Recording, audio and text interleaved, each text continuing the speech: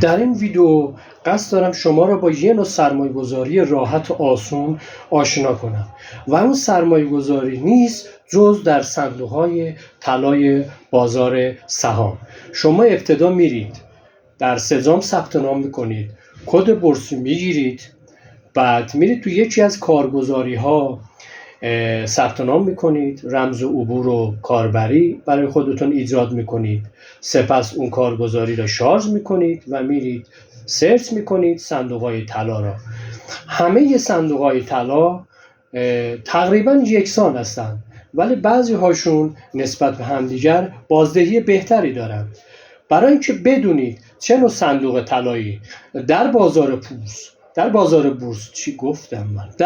بورس خریداری کنید، در کامنت بنویسید صندوق، من بهتون بگم چه نوع صندوقی برای سرمایه گذاری عالیه.